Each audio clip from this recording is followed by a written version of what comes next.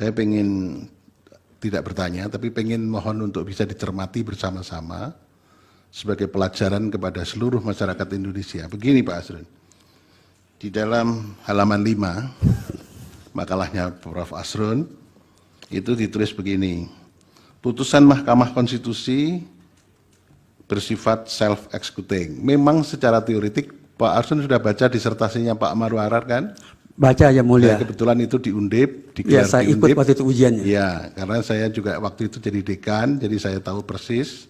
Ya, jadi putusan Mahkamah Konstitusi itu bersifat self-executing dan ada yang non-self. Nah, Pak Arsul bisa memasukkan ini sebagai self-executing. Ya. Itu tidak masalah, ya. Karena guru besar itu berpendapat salah, siapa tahu nanti 10 tahun lagi malah jadi teori baru, kan begitu kan? Jadi nggak masalah sebetulnya. Ya.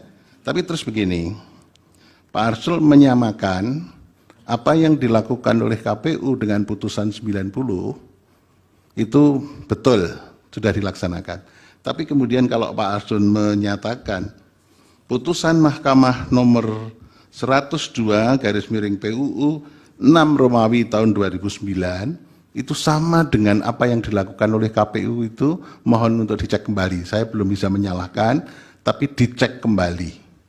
Karena kalau pada waktu itu, kebetulan kemarin saya diingatkan oleh ahli dari 03, Putu Arte, mengatakan bahwa putusan Mahkamah yang nomor 102/PUU 6 Romawi tahun 2009 itu diputuskan pada sore hari, malam hari KPU merubah PKPU-nya. Ya.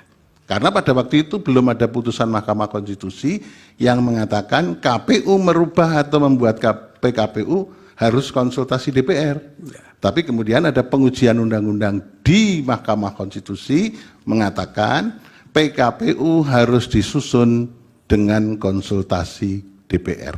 Jadi ini tidak bisa dipersamakan. Ya.